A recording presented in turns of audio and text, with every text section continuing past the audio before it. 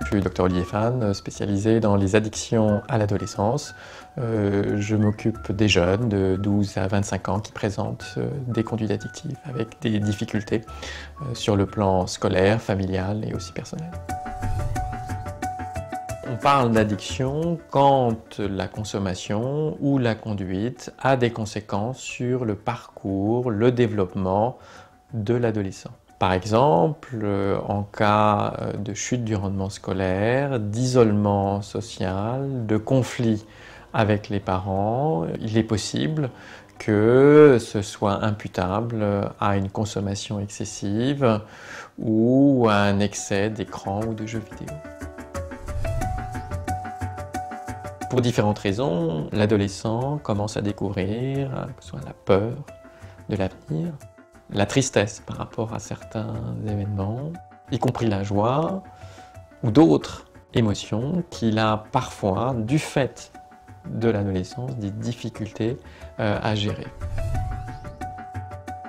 La culture du cannabis a malheureusement fait des progrès et on propose aujourd'hui des produits surdosés en THC, le tétrahydroxycannabinol, qui est la molécule active contenue dans le cannabis, qui évidemment ont des effets bien plus importants.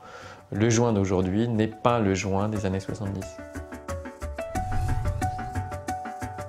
Il y a 6 zones qui sont touchées par le cannabis et qui vont entraîner des effets. Il y a une modification de la perception du temps et des réflexes, d'où les effets sur la conduite automobile, les effets sur le lobe frontal avec une diminution de la perception du risque et sur d'autres parties du cerveau qui peuvent entraîner des hallucinations, des troubles de la mémoire et des atteintes au niveau des centres de régulation du sommeil et de l'appétit.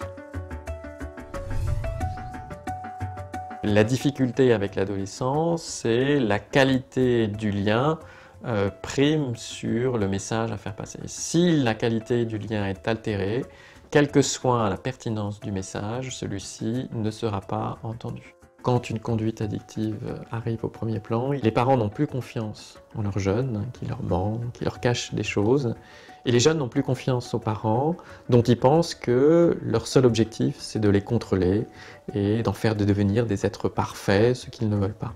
Le spécialiste ou l'aide externe pourra essayer, parce qu'il est neutre, de rétablir la confiance entre parents et adolescents, de sorte que le dialogue puisse se renouer et ainsi que les parents puissent véritablement aider leur adolescent.